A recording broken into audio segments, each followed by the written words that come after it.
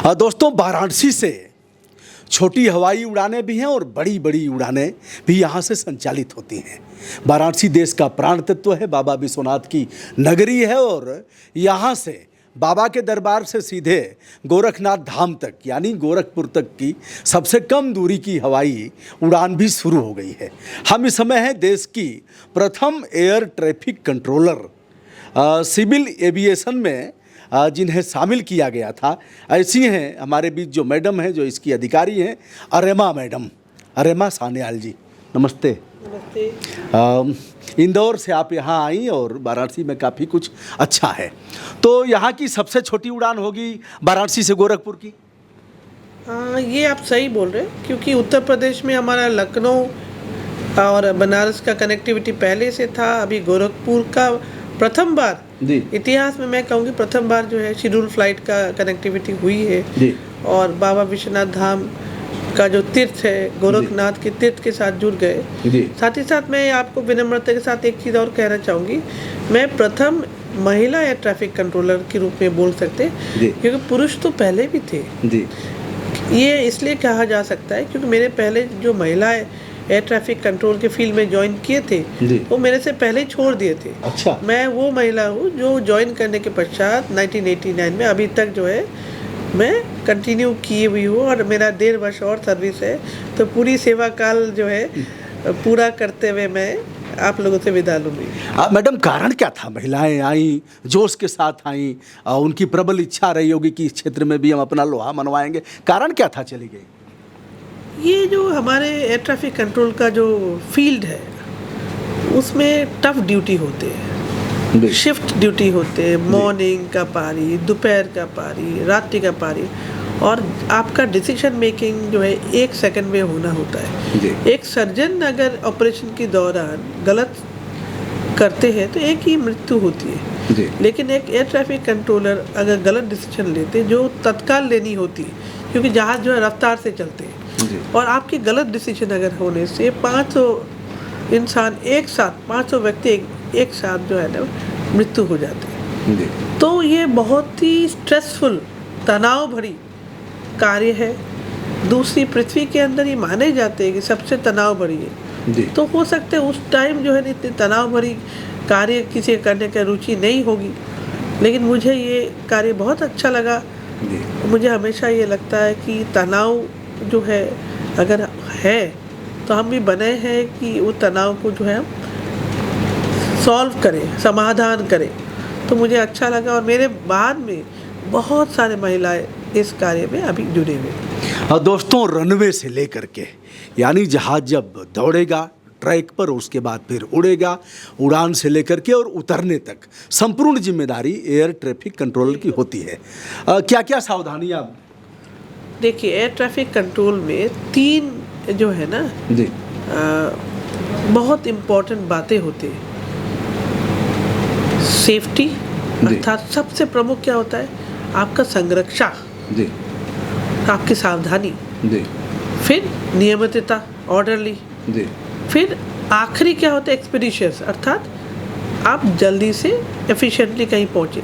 लेकिन सबसे पहले आता है प्रमुख बातें क्या होते हैं सेफ्टी, अर्थात आप जो है सुरक्षित हो, 2 जहाज टकराए नहीं, चाहे वर्टिकली नहीं टकराए चाहे हॉरिजॉन्टली नहीं टकराए। तो एयर ट्रैफिक कंट्रोलर का ये ट्रेनिंग होती है और ये ट्रेनिंग जो है civil aviation training college Bamrauli Allahabad में दिया जाता है, जो उत्तर प्रदेश में ही है। और उसी ट्रेनिंग कॉलेज में मैंने 1 वर्ष का ट्रेनिंग लिया, बाद में भी कई ट्रेनिंग मैंने लिया और एयर ट्रैफिक कंट्रोल का सभी लाइसेंस मेरे पास उपलब्ध है। जहाज़ें टकराने की बात आपने किया, क्या ऐसे कैसे होता है जैसे दोनों जहाज़ें टकरा जाएं? क्या चूक क्या होती है? कई बार क्या होता है ना, आपका जैसे मैं आपके सबसे खतरनाक जो हवाई घटना घटित हुआ हमारे देश में हुआ चरखी दादरी में, उस समय क्या होता था, रडार जो एक रडार क्या चीज़ होती है जिससे एयर ट्रैफिक कंट्रोलर जो है जहाज़ को देख सकते हैं, लेकिन उन दिनों में रडार के अंदर जो है उनकी ऊंचाई दृश्यमान नहीं होते थे। अच्छा। और जहाज़ का अलग अलग जैसे गाड़ियों में रजिस्ट्रेशन होते ना, जहाज़ों में भी रजिस्ट्रेशन होते, लेकिन रडार में वो दिखता नहीं था। और एक और बात है, उन दिनों में रशियन पायलट जो है एक ट्रांसलेटर लेके चलते थे। जी पूरी पृथ्वी में अंग्रेजी के माध्यम से एयर ट्रैफिक कंट्रोल होती है। जी अब एक जहाज को एक ऊंचाई दिया गया, दूसरी जहाज को दूसरी ऊंचाई दिया गया। जी दोनों के बीच में 1000 फीट की दूरी थी, जी। जो होना जरूरी था और जो होना आवश्यक भी था। जी। लेकिन रशियन वाले जहाज और उसी ऊंचाई को ना समझते हुए उसमें सेम ऊंचाई में चले गए, जिसके कारण चरखी दादरी करके हरियाणा के एक जगह पर बहुत ही भयानक एक दुर्घटना घटित हुई थी, जिसमें सभी के जान गए थे।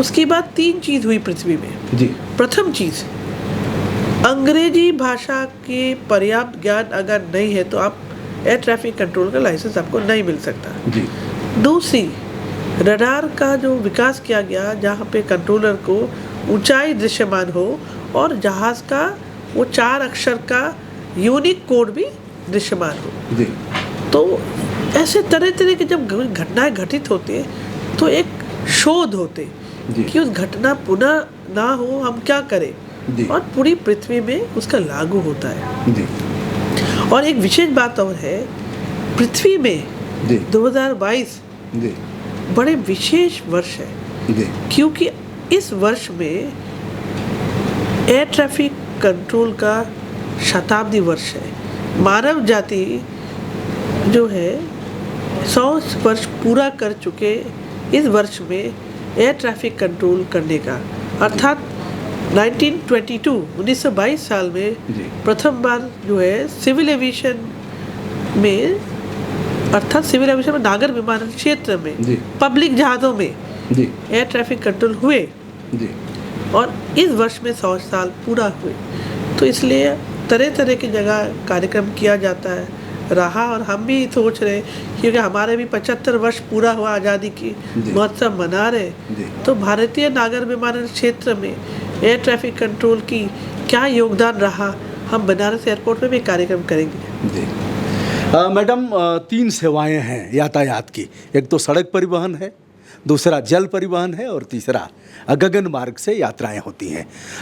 यह यात्रा सबसे सुरक्षित है, इसके बारे में क्या कहना चाहेंगे? एकदम सटीक आप बोले। अगर आप दुर्घटना के आंकड़ा देखेंगे जी तो सबसे कम जो है हवाई मार्ग में होते हैं। जी आप सड़क मार्ग में ज़्यादा दुर्घटना होते हैं जी अगर आप कंपेयर करेंगे हवाई मार्ग के जी अनुपात। जी मैडम, यह भी ना हो इसके लिए और क्या क्या है? जैसे बार बार आता है संपर्क टूट गया कंट्रोल से, जैसे आपके यहाँ से, तो ये सब कैसे होता है और इसको रोकने के लिए और क्या क्या उपाय किए जा रहे हैं?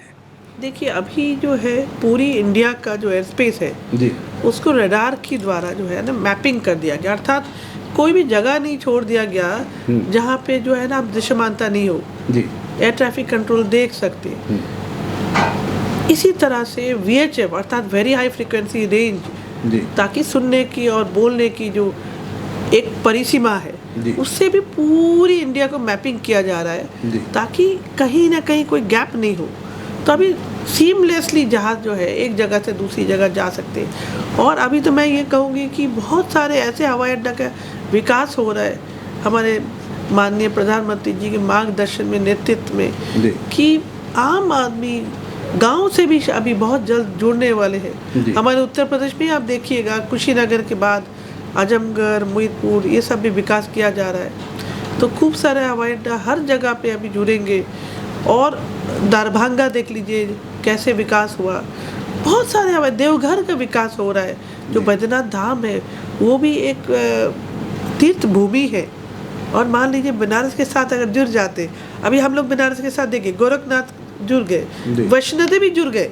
जी ये अप्रैल की प्रथम सप्ताह में जम्मू आप जा सकते हैं, हफ्ते में 3 दिन, जी मंगलवार को, शनिवार को, गुरुवार को शाम की 4 बजे यहाँ से आप रवाना हो जाएंगे, 6 बजे वहाँ पहुँच जाएंगे और वहाँ पे आप वैष्णो देवी की दर्शन कर सकते हैं। तो बहुत बड़ा मैं समझती हूँ एक हमारे उपलब्धि है ये। मैडम, कितनी विमान कंपनियां यहाँ से संचालित हो रही हैं लगभग? अभी कुल आप मान के चलिए 70 हवाई जहाज आना जाना मिलाकर हो रहा है, और ये आगे और बढ़ेगी, क्योंकि कोविड का तीसरी लहर के कारण थोड़ा बीच में बढ़ गया, फिर रुक गया। जी करीब करीब 8,000 यात्री जी रोज हमारे हवाई अड्डा से भ्रमण करते हैं। और अगर ईश्वर की दया से कोविड का पुनः यहाँ पे आगमन नहीं होते जी तो ये और आगे बढ़ जाएगी, क्योंकि स्कूल की जब छुट्टी होंगे लोगों को घूमने घामने का जो टाइम होता है उस टाइम और भी जहाँ मैं समझती हूँ कि और बढ़ेगी। अब मैडम जैसे तकनीकी खराबी आ गई और भी तमाम खराबियां आती हैं, तो सुरक्षित लैंडिंग की जा सके इसके लिए क्या है, जैसे कुछ इसके लिए तकनीकी तौर पर हमारे देश में क्या हो रहा है? देखिए, सबसे पहले इंस्ट्रूमेंट लैंडिंग सिस्टम होता है जी ये आपको पायलट को गाइडेंस देते जी कि आप जो है रनवे पे सेंट्रल लाइन में अब लैंड कर रहे कि नहीं। जी अप्रोच लाइट्स होते, कई सारे नेविगेशनल एड्स होते, जी वो सब जो है ना हमारे पास ग्राउंड बेस्ड नेविगेशनल सिस्टम तो है ही है। जी अब गगन करके एक जो है ना हमारे स्काई बेस्ड नेविगेशनल सिस्टम जो इंडिजिनसली इंडिया ने इसका विकास किया वो भी हमारे जुड़ा हुआ है। तो तरह तरह के जो इंस्ट्रूमेंट अप्रोच प्रोसीडियर है, जी अर्थात जहाज कैसे ऊपर से नीचे आएंगे, ऊपर जब पहुंचते हैं हवाई अड्डा के ऊपर, फिर कैसे कैसे वो नीचे आएंगे, वो तरह तरह के नेविगेशनल एड्स का सहारा लेके उसका विकास किया जा रहा है और एफिशिएंसी बढ़ाया जा रहा है, ताकि कैपेसिटी जो है आपका हवाई अड्डा का बढ़ सके, ज़्यादा से ज़्यादा जहाज सुरक्षित उतर सके। और मैं समझती हूँ कि भारतवर्ष इस मामले में बहुत अच्छा आगे काम कर रही है। महिलाएं सर्वाधिक हैं इस क्षेत्र में, विमानपत्तन के क्षेत्र में, क्या कहना है? देखिए, बाएं हाथ और दाएं हाथ कभी हमने नहीं देखा कि बाएं बड़ा है या दाएं छोटा है। जी दोनों हाथ मेरा समान नाप का है। जी तो मैं ये नहीं बोलूँगी महिला अच्छा है या पुरुष अच्छा है, व्यक्ति अच्छा हो।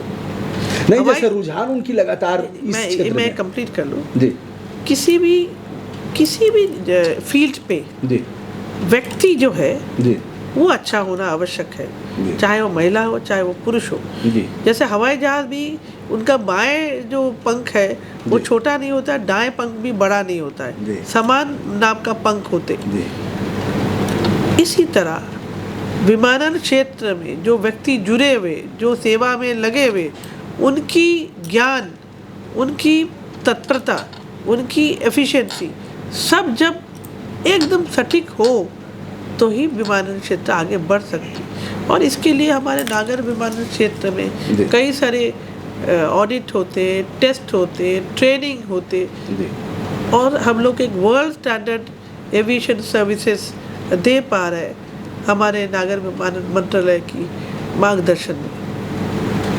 तो दोस्तों, हम थे अरिमा सान्याल जी के साथ, जो इस समय लाल बहादुर शास्त्री अंतर्राष्ट्रीय हवाई अड्डा वाराणसी में तैनात हैं और लगातार कोलकाता से लेकर के विभिन्न स्थानों पर। मैडम, सेवाएं कहाँ कहाँ आपकी रहीं?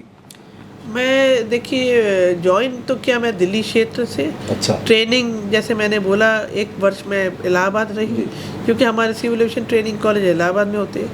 फिर कोलकाता के बाद दिल्ली एयरपोर्ट, उसके बाद उदयपुर, जयपुर, जोधपुर, अहमदाबाद, मैंगलोर, इंदौर, अभी बनारस। सादर धन्यवाद दोस्तों। मैं समय समय पर बताता रहूँगा छोटी से बड़ी यात्राएं वाराणसी से हमारे बाबतपुर जो एयरपोर्ट है पूर्व प्रधानमंत्री जी के नाम से, गोरखपुर की यात्रा हम भी करने जा रहे हैं। बड़ा रोमांच है जाने का कि छोटी यात्रा है और इसे भी करूँगा। यद्यपि देश में बहुत सी छोटी छोटी यात्राएँ हैं, उसमें एक वाराणसी से गोरखपुर भी है।